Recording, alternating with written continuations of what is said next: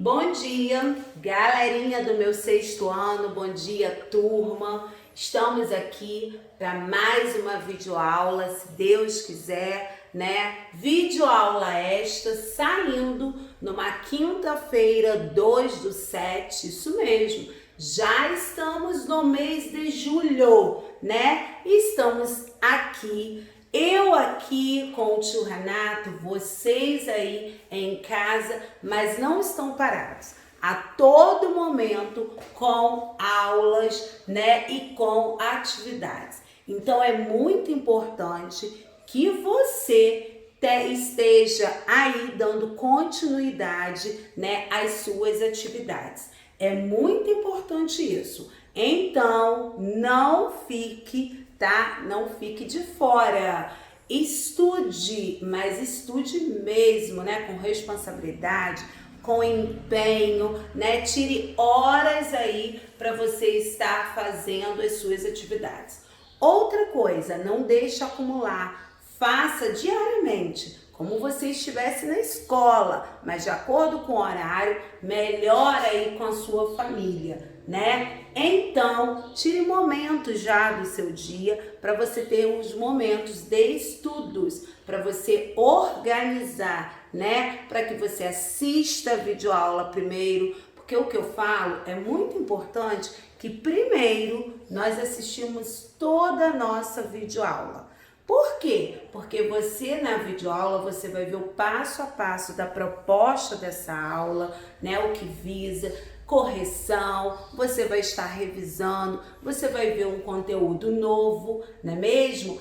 E aí você vai ver o direcionamento do professor na videoaula. E se você começa a fazer logo a correção, você começa a se entreter ali na correção, que você muitas das vezes esquece o que o professor, né, não presta atenção também no que o professor está falando. Então é muito legal, né, que você, meus lindos, vocês estejam assim, focados. Então primeiro assistem toda a videoaula.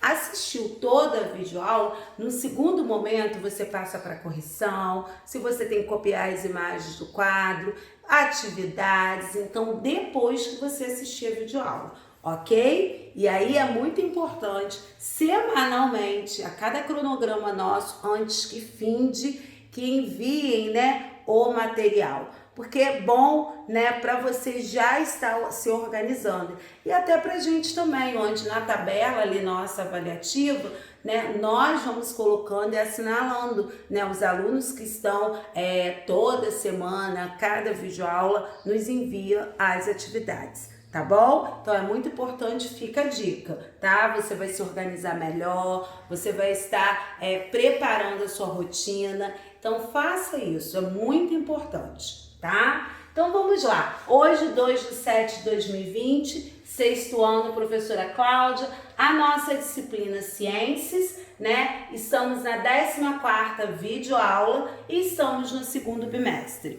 Bom, hoje nós vamos ver a correção da página 105, que são os números 1, 2, 3, 4, 5, 7, 8. E nós começamos a falar sobre solo semana passada, mas não vimos as características, né? A diferença deles. E aí a gente vai identificar um a um. Então a gente vai ver hoje características e classificação do solo. O nome que eu dou, né? Aquela característica que eu vejo do solo.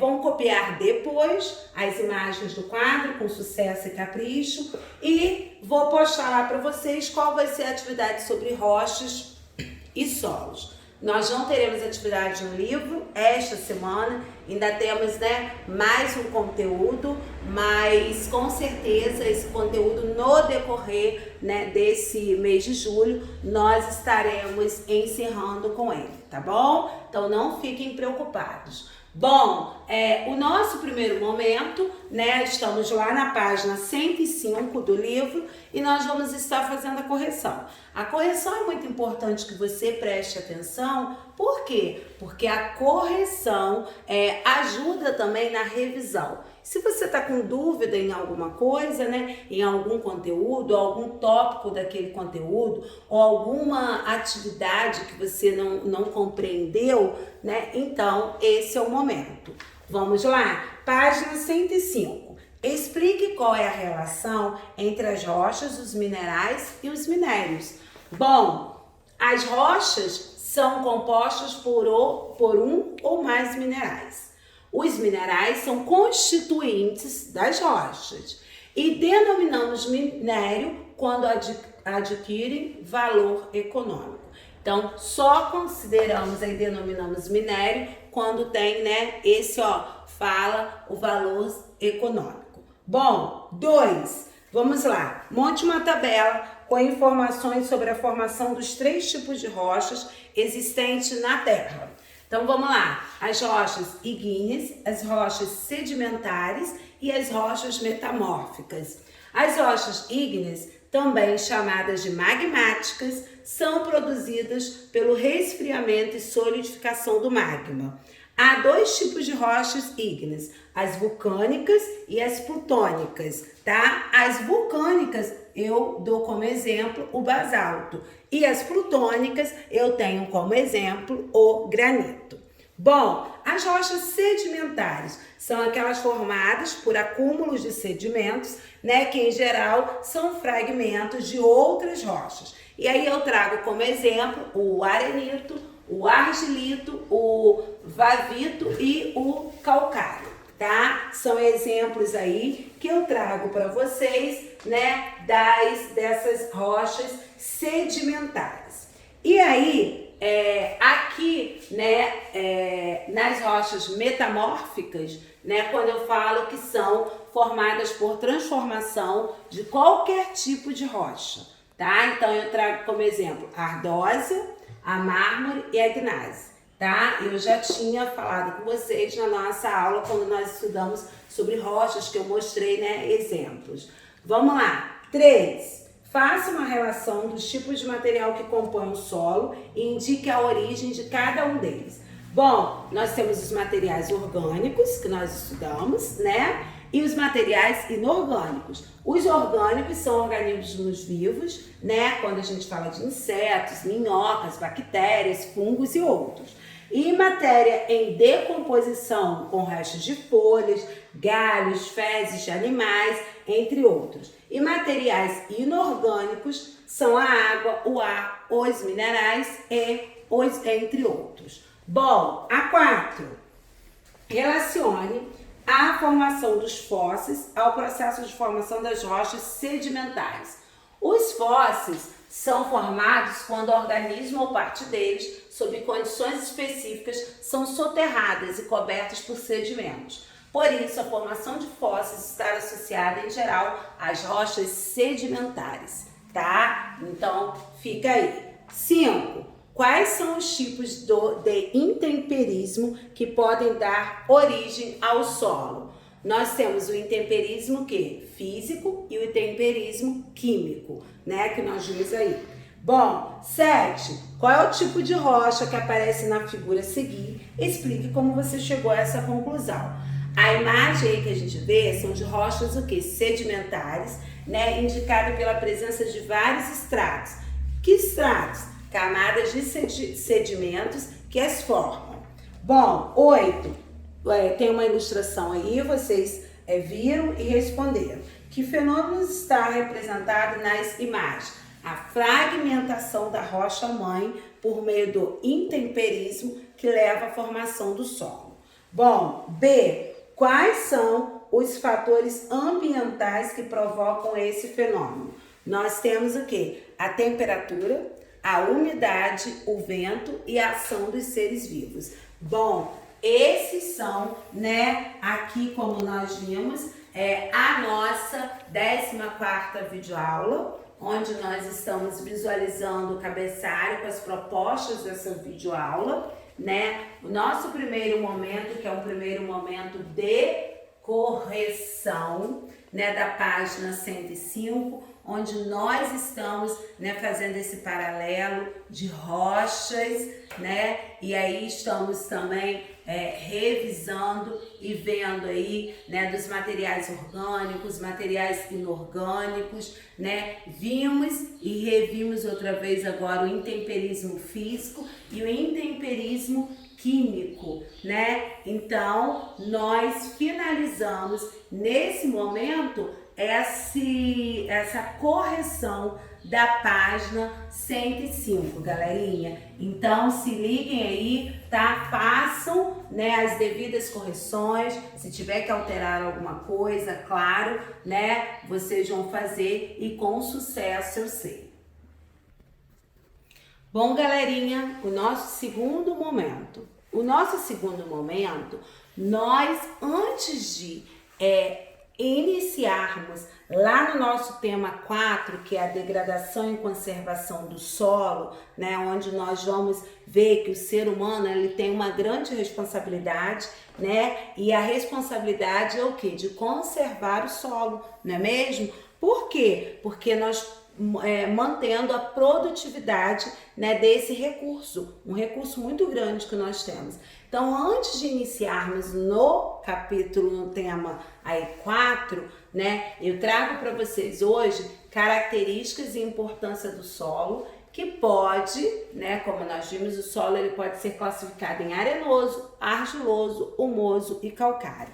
A atividade passada, né, avaliativa, já tinham questões voltadas, né? Porque quando eu iniciei solo, mas eu não tinha assim adentrado ainda, né? E aí eu trouxe claramente, né, mais especificamente para nós estarmos sabendo identificar, né? E aí nós vimos já na outra aula que o solo é aquela camada superficial da crosta terrestre, né? E ela é formada basicamente, por aglomerados, né? Minerais e matéria orgânica oriunda da decomposição de animais e plantas, conforme nós vimos agora na nossa correção.